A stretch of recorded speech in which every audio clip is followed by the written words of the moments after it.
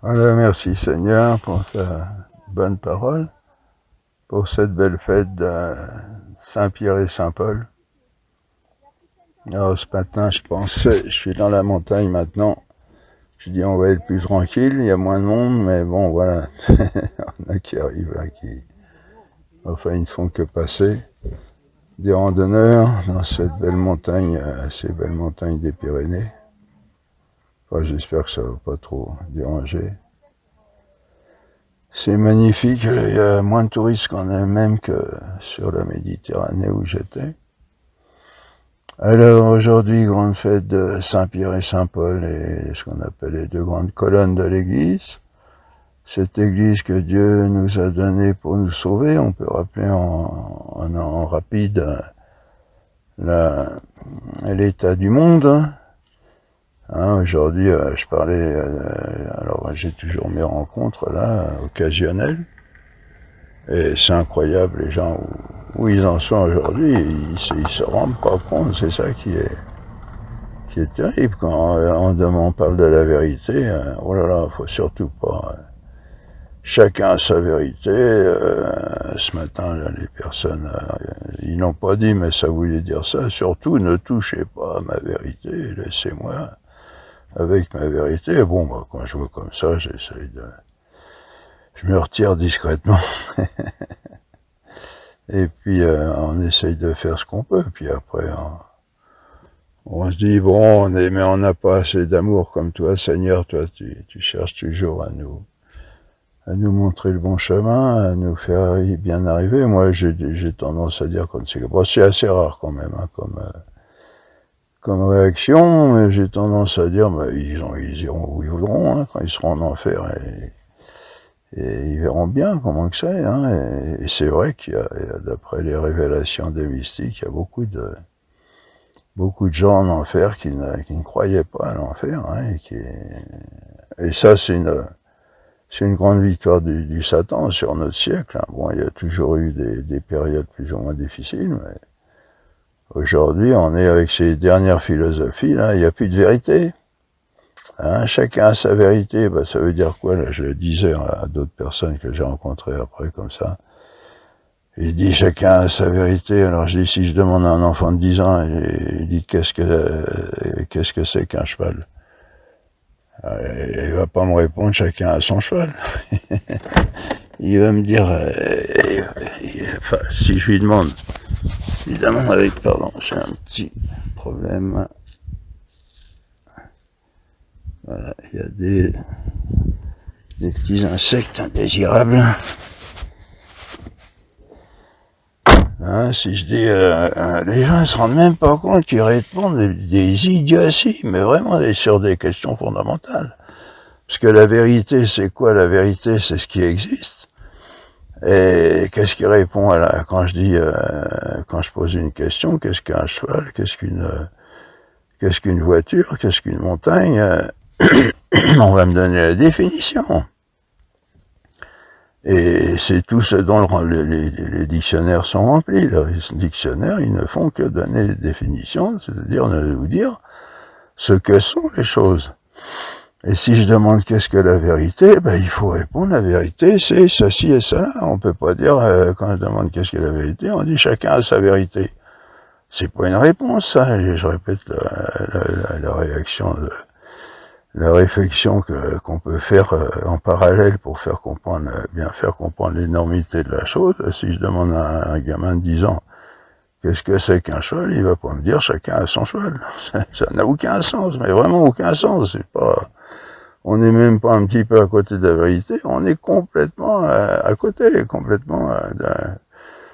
Et si je demande ce que c'est qu'un cheval, il va me dire c'est un animal plus gros qu'un chien, avec 4 pattes aussi, un grand museau, etc. Il va essayer de me décrire. Et quand on demande qu'est-ce que la vérité, on devrait être capable de répondre ce qu'est la vérité. Les gens ont peur, en fait. Ils ont peur parce que s'ils arrivent à savoir ce que c'est que la vérité, enfin, je sais pas. À vrai dire, je comprends pas comment qu'on peut en arriver à des aberrations pareilles. Bon, peut-être que pour moi c'est évident parce qu'il y a des années que j'étudie ces problèmes-là. Et merci Seigneur, oui, de m'avoir conduit par des chemins détournés pour échapper à l'enseignement officiel, hein, qui est rempli de tout ça. Et puis échapper aussi aux enseignements, au contact aussi avec d'autres gens, hein, que j'ai côtoyés quand j'étais dans ma jeunesse. Merci Seigneur de m'avoir donné cet amour de la vérité, justement, pour la rechercher avec ardeur, et tu m'as conduit dans des... tu m'as conduit à découvrir ce qu'est la vérité avec des grands maîtres, comme les grands professeurs de philosophie de notre Église du temps du XXe siècle, hein, début du XXe siècle. J'ai trouvé des bons livres. Et puis, voilà, puis saint Thomas d'Aquin, et puis bien sûr Jésus, la Bible, et les pères de l'Église, etc. Et saint Augustin en particulier. Et donc, retrouver la vérité, et ça c'est une grande ruse du démon qui a barré le chemin, qui a coupé le chemin et qui l'a même encombré complètement, hein, ce qui fait que les gens ils savent plus, comme si on avait perdu la boussole dans un voyage en bateau ou en avion ou quelque chose. C'est comme si on avait perdu la boussole, et alors qu'est-ce qu'on peut faire? Ben, on est perdu, on peut plus se repérer, en admettant qu'on n'ait que ce moyen-là pour se diriger. Et puis, une fois qu'on a perdu la boussole, il y a d'ailleurs une expression comme ça qui veut dire quand quelqu'un a un peu perdu la raison, hein, t'as perdu la boussole. Enfin, ça se dit plus tellement maintenant, mais il y a un moment ça se disait. Il a perdu la boussole, ça veut dire le gars, il va pas bien dans sa tête, hein. Et aujourd'hui, on en est là. Ben là, je rencontre une centaine de personnes par mois, inopinées, hein. Je dis deux, trois mots, une blague, un truc, machin, et puis ça y est, des fois c'est parti, et puis on essaye de brancher les choses. Bon, alors évidemment, je dis, je suis ermite itinérant, donc j'habite dans ma voiture, je prie, je donne l'enseignement sur Internet, et donc ça appelle d'autres questions, et ça entraîne certaines discussions très intéressantes. Souvent, les gens sont assez ouverts, mais on est dans un monde vraiment... c'est pour ça qu'on a tout et n'importe quoi maintenant dans tous les domaines. Il n'y a plus d'amour, il n'y a plus de couple, il n'y a plus de famille, il n'y a plus de respect de la vie, il n'y a plus de respect des personnes. Tout ça disparaît justement parce que le démon, il est malin, il va commencer par nous enlever les repères. Et quand on n'a plus de repères, ben, c'est tout et n'importe quoi, hein, il n'y a pas de problème. Donc il faudrait retrouver les notions fondamentales comme celle de vérité, de définition des choses, et puis aussi retrouver les valeurs fondamentales de la vie. Par exemple, cette espèce d'évolution là qu'on veut nous inculquer à tout prix, en nous faisant croire que tout est venu tout seul, que le monde il existe depuis toujours, et puis que tout s'est transformé peu à peu sur des milliards d'années, pour donner ce qu'on a aujourd'hui, sans plus d'explication que de dire que ça s'est transformé, puis c'est tout. J'ai fait une chanson là, sur mon site justement, c'est la fée avec sa baguette magique qui transforme une citrouille en carrosse. Sauf que là, il ne s'agit pas d'une citrouille, il s'agit des particules de matière. Et puis, c'est pas pour faire un carrosse, c'est pour faire un être humain. Et tout ça tout seul. Ah non, il faut revenir aux fondamentaux. Aucun être ne peut se donner l'existence par soi-même. Hein. Pourquoi? On va aller assez vite, on pourrait y réfléchir par la suite. Parce que si un être qui se donne l'existence par lui-même, il faut qu'il existe avant d'exister.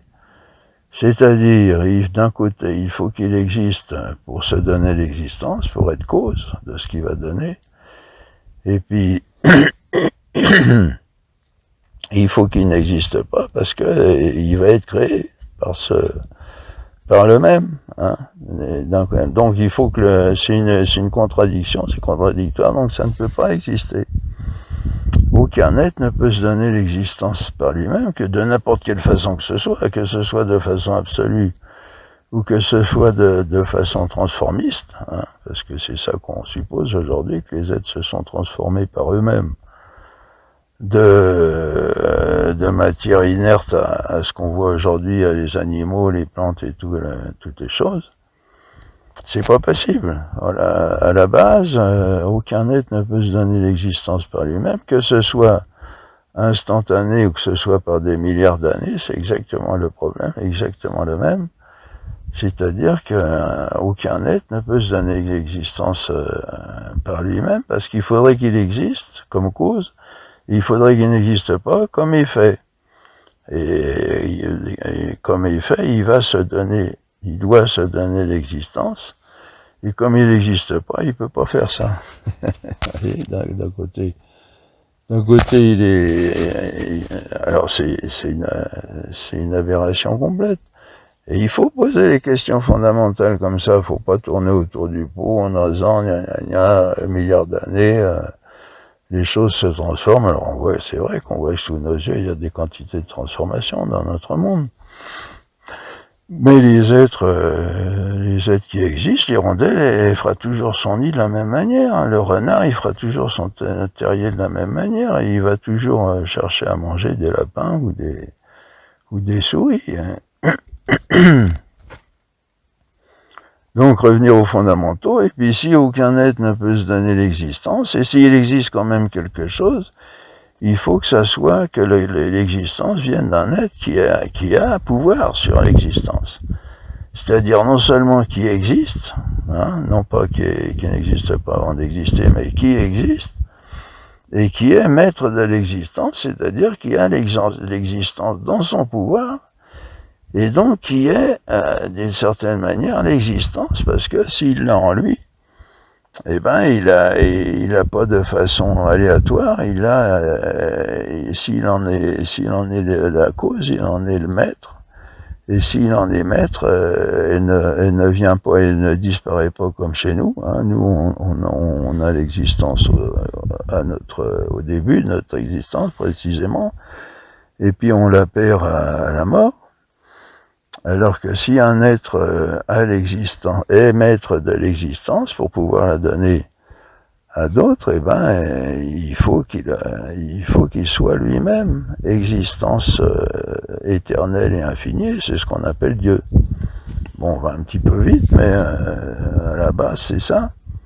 Et donc lui, il n'a jamais eu l'existence, donc il ne pourra jamais la perdre parce qu'il en est maître. Et donc il s'y identifie d'une certaine manière, et c'est ce qu'il dit dans l'Écriture, quand il dit à Moïse, comme Moïse dit, pour libérer son peuple, Dieu l'envoie pour libérer le peuple juif, et Moïse dit, mais qu'est-ce que je vais leur dire pour leur dire que tu m'envoies les libérer? Alors, Dieu répond, tu diras, voici mon nom, je suis celui qui suis. Enfin, je me rappelle plus les détails, mais la parole est nette. Dieu dit, bon, c'est mon nom. Tu leur diras, je suis celui qui suis. Et c'est là, il exprime clairement qu'il s'identifie à l'existence sans limite. Hein. Bon, on va pas s'étaler trop dessus, mais dès l'instant, bon, on peut le comprendre quand même comme ça, si Dieu est maître de l'existence, il a l'existence sans limite, hein, sans aucune restriction, sinon il n'en serait pas maître. Et l'existence en tant que telle. Hein. Donc, faut revenir à ça, il y a forcément un être qui a l'existence par lui-même, qui est l'existence et qui a créé le monde. Bon, peut-être que ça s'est fait avec certaines transformations, Mais de toute façon, le monde ne peut pas venir tout seul, il vient entièrement de cet être qu'on appelle Dieu. Et on est d'une certaine façon redevable. Et les peuples primitifs, qu'on appelle primitifs, qui étaient loin d'être scientifiques comme on l'entend aujourd'hui, mais ils avaient compris ça, hein, dans la simplicité de la contemplation de la réalité. Bon, c'était mélangé avec de l'idolâtrie, des faux dieux, etc. Mais ils avaient quand même compris que il doit y avoir un être au-dessus de nous qui est maître de l'existence et qui a créé tout ce qui existe. Hein. Alors là où il se trompe évidemment, c'est que il croit que à la pluralité des dieux, donc c'est un peu un fouillis, et c'est pour ça que Dieu nous a envoyé ses prophètes et puis le prophète principal Jésus-Christ pour nous instruire justement de qui est Dieu et quels sont ses projets sur nous et comment retrouver la route vers lui qu'on a perdue sur cette terre. Alors on apprend que par l'écriture, par la parole de Dieu, et que Jésus est venu confirmer qu'on a été créé, mais qu'on a fait on a péché au début, après la création, et on a perdu l'amitié de Dieu, et on est sur cette terre avec la maladie, la mort, les accidents, tout ce qui nous fait de la peine, la mort principalement, parce que on a perdu cette amitié avec Dieu. Mais Dieu nous donne une deuxième chance. La première chance, c'était la création, et on était fait pour être heureux. Et dans un monde, on n'a pas idée, le premier paradis, c'était quelque chose d'extraordinaire, où il y avait pas tout était parfait, tout marchait à merveille. Et on a perdu cette belle organisation à cause de notre péché. Et c'est pour ça qu'on se retrouve sur cette terre avec avec la maladie, la mort, etc. Mais Dieu dit, je vous laisserai pas tomber, je vous donnerai une deuxième chance. Enfin, il dit pas comme ça, mais c'est ce que ça veut dire. Et cette deuxième chance, c'est Jésus-Christ, qui a été annoncé par les prophètes, et les prophètes qui ont donné l'espérance à ceux qui étaient avant Jésus-Christ, et qui ont eu foi, ceux qui ont adopté, qui ont agréé à la parole de Dieu par les prophètes, ils ont eu foi en Jésus qui devait venir, et c'est comme ça qu'ils ont été sauvés. Et puis après, Jésus est venu, et ceux qui ont eu foi en Jésus, en tant que Dieu fait homme, ont été sauvés. Et puis après ça, c'est nous, on a foi en Jésus-Christ qui est venu, et on est sauvé par cette foi en Jésus-Christ. Et je dis toujours, la foi et puis l'évangile, c'est la feuille de route, c'est les indications pour comment retrouver l'amitié avec Dieu et retrouver ce bonheur pour lequel il nous a créés, pour lequel on est tous faits, et que Dieu ne désire que nous donner. Et puis, donc, alors Jésus est venu, et quand, avant lui, donc, il y avait les prophètes, et il y avait des gens envoyés par Dieu qui nous indiquaient le chemin vers Jésus, le Sauveur. Et Jésus est venu, mais Jésus n'est pas resté tout le temps. Il est reparti à l'ascension après avoir accompli la rédemption. Mais il a fondé l'Église, c'est-à-dire lui-même continué à travers ses apôtres, ses disciples, ceux qu'il avait choisis, pour continuer d'être la présence de Dieu parmi nous, la présence du Sauveur, pour nous aider à retrouver le chemin perdu du bonheur pour lequel Dieu nous avait créés. Et donc l'Église, fondée déjà sur les apôtres, et principalement Saint-Pierre et Saint-Paul qu'on fête aujourd'hui, l'Église, c'est la présence de Jésus sur la terre. Alors en très rapide. Et parce que souvent on ne comprend pas, on se dit non mais attendez, il y a des choses qui vont pas dans l'Église. Alors, il faut dire que Dieu veut faire son Église, la continuation de Jésus sur la terre, avec des hommes pécheurs et avec des hommes libres. Dieu veut fonder un royaume de liberté, un royaume d'amour, qui ne peut se vivre que dans la liberté. Et donc, même ceux qui sont dans l'Église, ils sont libres depuis le pape depuis les simples laïcs, les diacres, les prêtres, les évêques et le pape, ils sont libres d'accepter ou de refuser le plan de Dieu. Et ce qui fait qu'il peut y avoir des évêques ou des papes en enfer aujourd'hui. Mais il y a quand même quelque chose qui demeure toujours, c'est l'institution de Jésus dans ces hommes. C'est-à-dire c'est là qu'il faut savoir distinguer. Faut pas tout rejeter parce qu'il y a du mauvais, tout rejeter puis dire l'Église c'est pourri, ça vaut rien, etc. Et faut pas non plus tout adorer, tout recevoir comme parole de Dieu, des ministres de l'Église, des prêtres, des évêques, etc. Il faut savoir discerner quand quand ce que ces gens-là font ou ce qu'ils disent, ce qu'ils font, comme venant de Dieu, et parfois comme venant d'eux-mêmes, parfois même avec certaines erreurs. Bon, quand il s'agit des évêques, il faut faire attention, parce que c'est quand même des gens qui ont la plénitude du sacerdoce, et qui sont habités, qui sont revêtus d'une puissance de Dieu extraordinaire, mais ça n'empêche que ce sont des hommes pécheurs, et le pape aussi, qui doivent se confesser comme nous, pour se purifier de leurs péchés, et qui doivent aussi suivre la voie de Dieu, obéir à Dieu, et c'est pas automatique. Leur vie n'est pas automatiquement de la plus belle réalisation, et ça on sait que dans l'Église il y a des choses qui ne vont pas parfois. Mais il y a quand même cette promesse de Jésus. Donc, alors on a ça dans les Écritures, là, quand il dit à Pierre, donc le premier pape, Pierre c'est le premier pape, tu es Pierre, et sur cette pierre je bâtirai mon Église, et les portes de l'enfer ne l'emporteront pas sur elle. Ça veut dire que...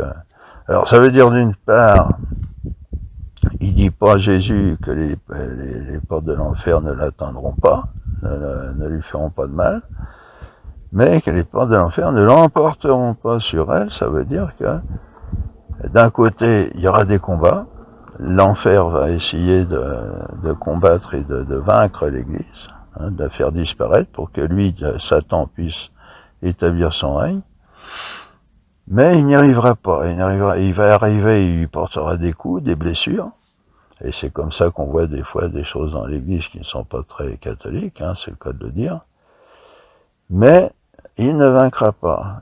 L'Église continuera toujours à travers les siècles. Ça, c'est une promesse de Jésus. Alors, entre parenthèses, il faut faire attention. On peut dire ça aux gens qui disent, ben non, l'Église s'est trompée. Par exemple, il y en a pas mal certaines personnes qui critiquent le Concile de Vatican II. Bon, moi, je l'ai lu 2 fois en latin. Je peux dire que c'est une merveille. Il faut voir, faut regarder avec l'œil de la foi, et puis avec certaines connaissances aussi. Et il faut faire attention. Donc, notre comportement par rapport à l'Église, c'est quoi? Il faut toujours respecter les gens d'Église, toujours, et surtout quand il s'agit des choses comme les conciles, et où il y a des blagues qui se disent, il y a quelque chose une parole qui courait, qui disait au Concile de Vatican, tout le monde était là, sauf le Saint-Esprit. C'est une blague, bon, c'est pas drôle, pas tellement drôle, parce que, puis de toute façon, l'Église, c'est ce qui a été institué par Jésus, et c'est avec elle qu'on va qu'on va arriver au paradis, qu'on va arriver au bonheur que Dieu veut nous donner, nous rendre, ce paradis, ce bonheur qu'on avait perdu à cause de notre péché au paradis. Donc il faut essayer de comment se comporter alors par rapport à l'Église et aux gens d'Église. Il faut essayer de suivre l'Église dans son ensemble, dans son unité. Alors l'autorité de l'Église se manifeste surtout, on dit, dans le pape, avec et en unité avec les évêques réunis entre eux et unis au pape. Hein. Et s'il y a des décisions, c'est de là qu'on peut parler aussi de l'infaillibilité du pape. Le pape a l'infaillibilité, mais il l'a pas toujours. Et il y a une chose où on est sûr que ce qu'on explique dans nos cours là, c'est que un décret, quelque chose qui a été promulgué par le pape en union avec tous les évêques réunis, ce qu'on appelle un concile, on peut dire que c'est quelque chose qui vient de Dieu. Hein, et on peut s'y fier, on peut suivre, et ça, c'est là où est toute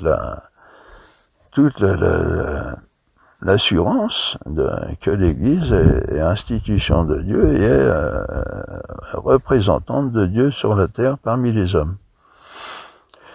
Et donc, en particulier, donc tous les conciles, comme le Concile du Vatican, qui a été promulgué officiellement par le pape. Hein, les évêques ils ont fait des réunions, ils ont discuté les sujets. Il y a eu des décisions qui ont été prises et tout est passé par le pape et le pape a signé. Et quand le pape a signé, ça fait autorité d'infaillibilité. Hein. Comme aussi il y avait eu la question de l'immaculée conception de la Vierge Marie, ou aussi la maternité divine, je ne sais plus, mais il y a eu quelque chose qui a été décidé à ce niveau-là, hein, et alors, comme d'habitude, il y a toujours des critiques. Eh bien, quand c'est décidé, comme on vient de le dire, là, avec toute l'Église, c'est-à-dire tous les évêques unis au pape, et avec le pape qui signe à la fin ce qui a été décidé en concile, et ben ça tient lieu d'autorité de Dieu et de vérité de Dieu. Hein. Il y a pas c'est comme ça que on constate ce qu'a dit Jésus à Saint Pierre: tu es Pierre, et sur cette pierre je bâtirai mon église. Et donc faut savoir ça, il faut savoir que l'église c'est pas tout pur, mais c'est pas non plus tout à rejeter. Il y a des gens, j'ai rencontré des gens qui étaient fâchés contre l'église, et moi je leur ai dit: écoutez, le Concile du Vatican, j'ai lu les textes en latin et 2 fois. Je peux vous dire que c'est une merveille. Bon, il y a certaines choses qui sont un petit peu... Bon, mais je regarde avec respect, etc. Bon, c'est peut-être aussi qu'avec le latin, on voit mieux. Puis, bon, enfin voilà.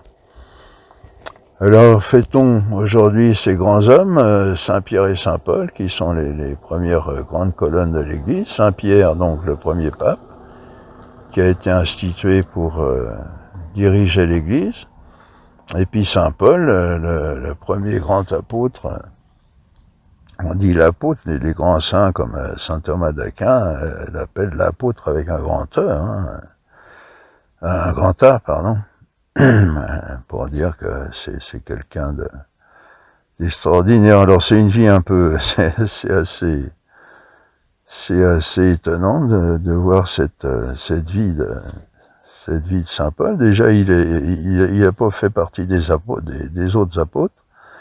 Pour être apôtre, il faut avoir vécu toute la vie de Jésus, toute sa vie d'enseignement et de prédication. Et on peut pas être apôtre normalement si les disciples qui sont venus plus tard, avec Jésus, ils ne pouvaient pas être apôtres parce qu'ils n'avaient pas été tout le temps que Jésus, pendant les 3 années de ce qu'on appelle sa vie publique. Donc Saint Paul n'était pas là. Et puis, donc il n'a pas reçu l'enseignement de Jésus. On dit qu'il a été enseigné au désert. On lit à un moment dans ses écrits qu'il est parti au désert d'Arabie à un moment donné. Et là, il a reçu tout l'enseignement de Jésus lui-même. Une fois que Jésus était parti de la terre, après son ascension, il n'était plus sur la terre. Donc il lui est apparu et il a fait de Saint Paul l'apôtre avec un grand A, et dont les écrits sont monumentaux, hein, sont fondamentaux dans le... Pardon, j'ai encore un problème là.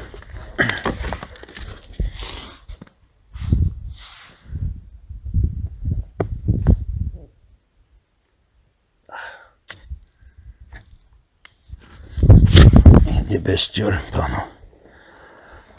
Dont les écrits sont fondamentaux dans la doctrine de l'Église depuis la venue de Jésus. Et bon, il y a d'autres épîtres de Saint Jean, bon, il y a Saint Pierre aussi, il y a Saint Jacques, etc.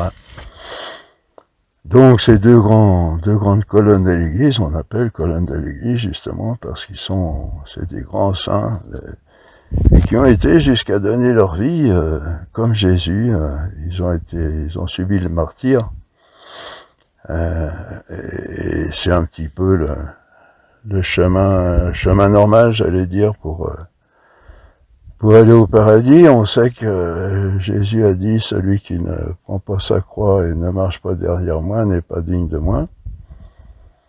Et donc, c'est ça qui est pas facile à comprendre non plus, nous qui cherchons souvent la facilité dans la vie, le plaisir, et c'est là que la vie chrétienne ne concorde pas très bien avec la vie présente. Et il y a beaucoup de gens qui veulent être dans l'Église et en même temps vivre dans ce monde, et c'est assez inconciliable. Hein. Il faut renoncer à ce monde pour profiter, bénéficier de la résurrection de Jésus et pour arriver à ce royaume de bonheur qu'il nous promet à la fin de notre vie, à la fin des temps. Hein. Un bonheur dont on n'a pas idée. Ben, souvent on confond, pour finir avec cette introduction là un peu longue, on confond l'amour et le plaisir, et on en est là aujourd'hui. Hein, faut savoir que le plaisir tue l'amour. Hein, le plaisir mal... si on cherche le plaisir avant, automatiquement on tue l'amour. Hein. L'amour s'accompagne de plaisir, mais pas toujours. Hein. L'amour, c'est vraiment... c'est quelque chose d'extraordinaire, de très beau, c'est vital, hein, c'est l'essentiel de la vie de l'homme, de la vie des êtres. Hein. On dit Dieu est amour, et bon, il n'est pas que ça, c'est sûr, mais faut dire que c'est fondamental, et l'amour, ça va jusqu'au sacrifice, et c'est ça qu'on ne comprend pas toujours non plus dans notre religion, c'est que, bon, quand Jésus dit, il faut porter sa croix, il faut se sacrifier, etc. Donc, mais en faisant confiance que là est le chemin du vrai bonheur, du bonheur éternel, du bonheur infini, que Dieu promet à ceux qui l'écoutent et qui veulent bien suivre. Il n'y a pas de doute que c'est Dieu qui a les meilleures idées, hein, de toute façon. Il est infiniment sage, infiniment tout ce qu'il y a de plus beau, tout ce qui peut exister, hein, puisque étant maître de l'existence, étant l'existence elle-même à l'infini, il est tout ce qu'il y a de plus beau, de plus grand, de plus extraordinaire. Alors les lectures, Hérode cherche première lecture des Actes des Apôtres, l'Église Ben, Jésus, déjà lui-même, a été combattu, il a été... il a beaucoup souffert, il a été crucifié, et puis les apôtres aussi après, et puis toute l'Église pendant toute son existence jusqu'à aujourd'hui, elle a eu à souffrir, hein, parce qu'il faut savoir qu'il y a deux forces dans le monde. Il y a Dieu qui veut nous conduire au bien, hein, nous faire revenir au bonheur, qui veut nous donner depuis toujours. Puis il y a Satan qui s'est séparé de Dieu et qui veut devenir Dieu à la place de Dieu. Et on dira, oui, il y a des gens, j'ai entendu ça, moi, des gens qui disent, mais vous inquiétez pas, Dieu il est le plus fort, etc. Ben oui, bien sûr qu'il est le plus fort en lui-même. Mais ce qu'il faut savoir, c'est que le combat entre Dieu et le diable, au niveau de l'homme, du cœur de l'homme, c'est au niveau de la liberté. Et c'est l'homme, en fin de compte, qui décide où aller. Si Dieu donne des inspirations et que le diable en donne d'autres contraires, et si l'homme décide de suivre les inspirations du diable, Dieu n'y peut rien. Non pas qu'il soit pas puissant, mais parce que, de par sa décision initiale, il a voulu fonder un royaume d'amour avec les anges et les hommes, et l'amour ne peut se vivre que dans la liberté. Et Dieu ne touchera jamais à la liberté des hommes. Il faut faire attention à ces idées de fatalisme et tout ça, ça n'existe pas, ça. Hein. Dieu n'interviendra jamais au niveau de la liberté de l'homme. L'homme est absolument libre de prendre ses décisions lui-même, surtout à propos de la vie éternelle, hein, à propos du chemin à prendre pour arriver à la vie éternelle. Et donc, il y aura toujours des combats. Dieu qui veut emmener ses enfants dans un royaume de bonheur, d'amour, etc. Et en faire ses enfants, oui. Et puis le Satan qui veut emmener les gens dans son royaume de malheur, en le faisant passer pour un bon sous des bons côtés. Hein. Il est très astucieux, on l'appelle le prince de l'illusion. Mais lui, son but, c'est d'être Dieu à la place de Dieu, de dominer, d'être, oui, voilà, de devenir un certain Dieu. Et il va tout faire aussi pour y arriver. Il va employer tous les malins. Il est très intelligent. Il faut savoir que les anges sont des êtres beaucoup plus intelligents que nous. Mais bon, alors la solution, c'est l'humilité, hein, c'est de soumettre à Dieu, et puis de suivre son chemin, et puis aussi, avant tout, bien sûr, la clairvoyance. C'est là que toute la notion de vérité est très importante, parce que c'est avec cette notion-là qu'on va trouver le chemin. Comment arriver à Dieu, à Jésus, et comment suivre son chemin jusqu'au royaume éternel. Et le démon, lui, c'est le prince des mensonges, hein, on le sait bien. Et donc, il y a une grande importance à rechercher, étudier, approfondir la vérité, hein, pour discerner les embûches du diable, hein, et puis reconnaître la main toute puissante et amoureuse de Dieu. Alors donc, Hérode cherche à détruire l'Église, hein, comme c'est Satan derrière, hein, comme il avait essayé de le faire avec Jésus pendant sa passion, etc. Et Pierre avait été arrêté et il a été mis en prison, et il voulait le faire mourir comme on avait fait mourir Jésus. Mais il le met en prison parce que c'est pas, il y a la Pâque, donc je pense que les Juifs ne voulaient pas de troubles pendant leur fête. Et Dieu envoie à la prière de tous les gens d'église, Dieu envoie son ange pour délivrer Saint Pierre. Et voilà, et Saint Pierre revient, c'était pas son heure, et on sait qu'il va être crucifié à Rome, hein, mais là, il fallait qu'il accomplisse sa mission. Ça nous montre qu'il faut toujours avoir confiance en Dieu, et quoi qu'il arrive, si c'est pas l'heure de partir, si on est bien avec Dieu,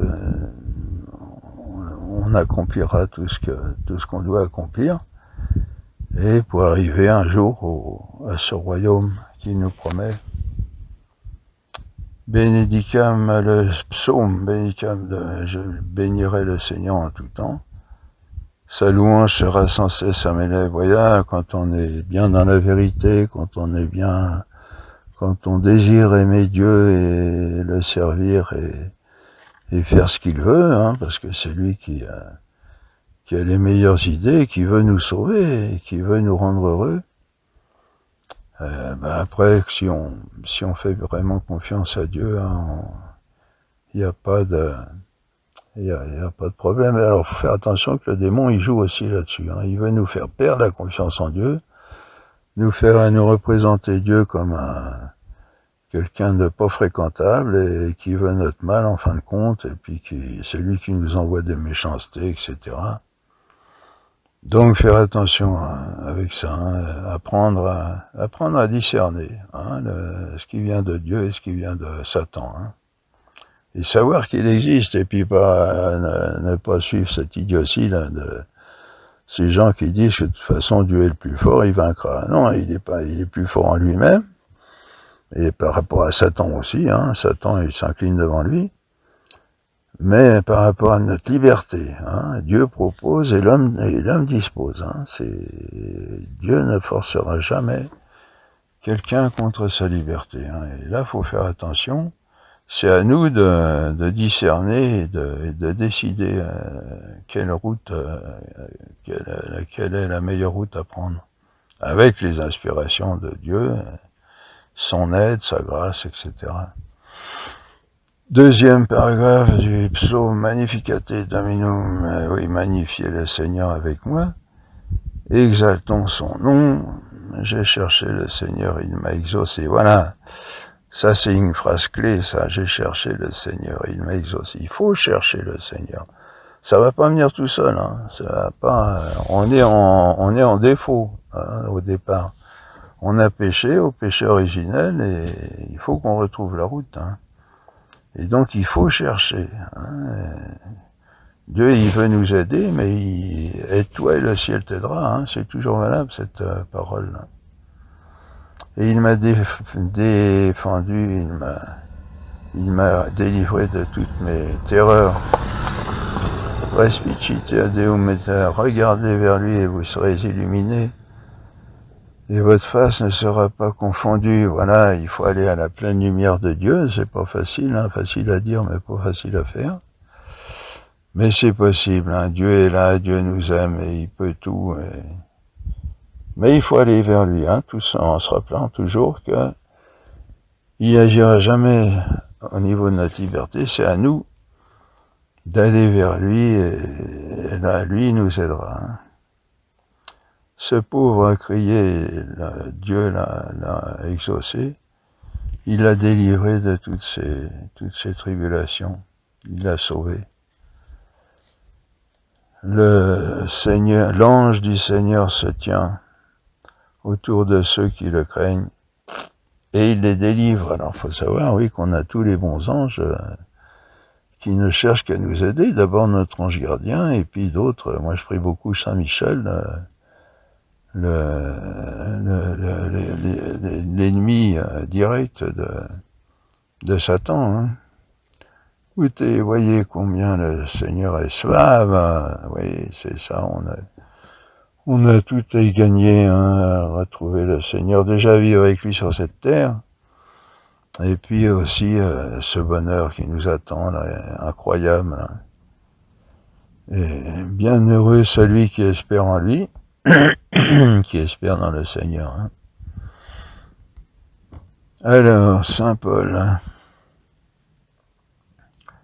qui est épître à Timothée, Ego iam delibor et tempus me resolutionis instat. Là, le moment de mon départ approche.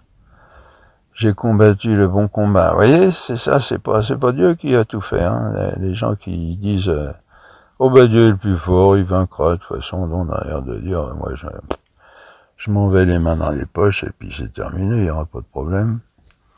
Ben non, j'ai combattu le bon combat, dit saint Paul. J'ai achevé ma course, j'ai gardé la foi. Vous voyez, ça c'est clair. Hein, j'ai gardé la foi. Il y a beaucoup de gens qui perdent la foi.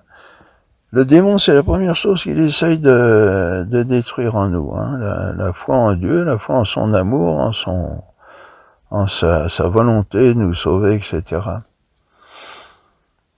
In reliquo reposita est mihi justitia corona. Oui, la couronne m'attend. Faut être gonflé pour dire ça. Il a eu pas mal de révélations. Hein. Que me donnera le Seigneur, le juste juge, en ce temps-là? Non seulement à moi et à tous, mais à tous ceux qui désirent, qui aiment sa venue. Hein, il faut désirer la venue du Seigneur, il faut désirer être avec lui, sinon on va pas aller dans son paradis. Hein. Son paradis, c'est pas une place de marché où on va être tous les mains dans les poches, côte à côte, en regardant le ciel, en sifflotant. C'est aller dans la famille de Dieu. Hein. Dieu nous appelle à diviniser et à faire partie de sa famille divine. Alors, Dominus autem mihi astitit, le Seigneur m'a assisté et m'a conforté, pour que par moi, la prédication se fasse, soit accomplie, et que toutes les nations entendent. J'ai été délivré de la gueule du lion. Voilà, alors c'est sûr que le démon, il essaye de nous bouffer, hein, et saint Pierre le dit aussi dans une de ses épîtres, hein, qu'on a le soir au compli de mardi, je crois. Le diable, comme un lion rugissant, va et vient cherchant qui dévorer. Hein, si on avait un lion qui était dans la ville où on habite, on fermerait vite les portes et les fenêtres, puis on attendrait la venue de la police, etc. Donc, et dans la vie spirituelle, c'est ça. Le démon vient comme un lion rugissant, va et vient cherchant qui dévorer. Mais il apparaît pas sous sa forme redoutable, comme ça. Il intervient par la ruse. Il faut faire très très attention. Hein. Mais il cherche qu'à nous bouffer. Le Seigneur, voilà. Et j'ai été délivré de la gueule du lion, oui. Le Seigneur me délivrera de toute œuvre mauvaise. Il me sauvera et il me fera entrer dans son royaume céleste. À lui la gloire au siècle des siècles, voilà. Bon, il y a tous les évangiles et il y a toutes les lettres de saint Paul aussi, hein, pour nous, qui sont la feuille de route, hein, on appelle ça. Et l'évangile, donc Jésus vient dans les parties de la région de Césarée, et il interroge ses disciples pour dire qu'est-ce que les hommes disent du Fils de l'homme? Alors ils disent les uns, Jean-Baptiste, etc. Et vous qui dites, que dites-vous de moi? Et Simon-Pierre dit, tu es le Christ, le Fils du Dieu vivant. Et Jésus, il dit, voilà, c'est bienheureux es-tu, Simon, fils de Jean, car ce n'est pas la chair et le sang qui t'ont révélé cela, mais mon Père qui est aux cieux. Vous voyez, c'est les papes, les évêques, tout ça, tous les gens d'église viennent d'une famille humaine, hein, mais ils reçoivent leur appel et leur sacerdoce et leur ministère de Dieu. Et par cela, ils ne sont plus des hommes parmi les hommes, ils sont des hommes divinisés, représentants de Dieu. Hein. C'est pour ça qu'il faut les suivre, il il faut être uni avec eux, il faut beaucoup prier pour eux aussi, parce que c'est pas automatique. Et donc c'est toute une famille, l'Église, hein, et être bien unis à eux, et puis les prier pour eux, pour que le Seigneur remporte la victoire sur les cœurs. Hein. Et moi je te dis, dit Jésus, tu es pierre, et sur cette pierre j'édifierai mon Église, et les portes de l'enfer ne prévaudront pas sur elle, hein, comme on disait tout à l'heure. Hein, et ça sera attaqué, l'Église, par l'enfer, mais les portes, ils n'emporteront pas la victoire. Hein. Je te donnerai les clés du royaume, continue Jésus à Saint-Pierre. Tout ce que tu auras lié sur la terre sera lié dans les cieux, et ce que tu auras délié sur la terre sera délié dans les cieux. Alors ça, il faut savoir, et il faut se mettre, bien se rentrer ça dans la tête, dirait l'autre, hein. Parce qu'il y a des tas de gens qui disent, enfin des tas, je sais pas combien il y en a, mais il y a des gens qui disent qui abandonnent l'Église, au moins dans de cœur, en disant que l'Église s'est trompée et qu'il faut pas la suivre parce qu'elle est partie de travers, et ces gens-là croient avoir la vérité à l'encontre de l'Église. Alors là, on a les paroles de Jésus qui dit clairement, je te donnerai les clés du royaume, et tout ce que tu auras lié dans le ciel, tout ce que tu auras lié sur la terre sera lié dans le ciel, et tout ce que tu auras délié sur la terre sera délié dans le ciel, mais en particulier l'excommunication. Hein. Moi, je pense par exemple à Monseigneur Lefebvre, qui avait été excommunié. Alors je sais pas si l'excommunication est restée jusqu'à la fin, mais si c'est resté jusqu'à la fin, il est en enfer, sans doute. Hein. Il y a pas d'hésitation, parce que l'Église est représentante de Dieu sur la terre. Hein. Là, c'est exprimé clairement, et par ses chefs, et principalement par le chef, le pape. Hein. Voilà, donc ça nous rappelle que tout notre attachement à l'Église. Alors il y a deux attachements. Il y a l'attachement familial, comme dans une famille où on aime. Bon, on parle de ça maintenant. Il n'y a plus de famille. Je sais pas si les gens comprennent encore. Mais il y a la famille. L'Église doit être une famille dans le sens où on est frères et sœurs avec des parents. Et on doit tous s'aimer les uns les autres, et puis obéir aux parents, hein, et travailler ensemble, et nous aider ensemble. Hein. Saint Augustin, qui était évêque, il dit bien, priez pour moi, pour que j'accomplisse bien mon ministère, et puis il faut les aider, il faut travailler ensemble, hein, si on veut faire partie de l'Église.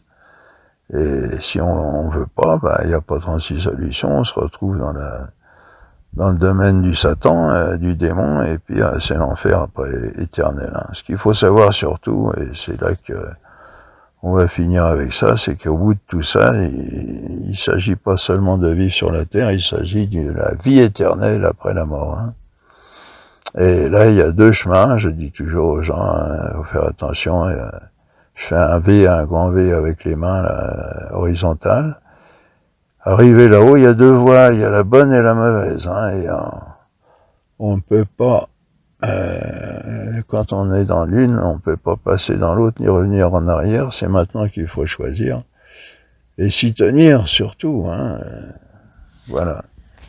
Eh bien, Seigneur, tu veux bien nous aider à bien comprendre de quelle famille on fait partie dans cette Église. Quel quel doit être notre comportement dans cette Église. Et on n'est pas seulement consommateur, on doit être aussi acteur. Il faut devenir fils de l'Église, et puis se retrouver dans cette belle famille qu'on est appelé à fonder au paradis pour l'éternité, pour vivre un bonheur dont on n'a pas idée, comme dit saint Paul à un autre endroit. Voilà. Amen. Alléluia.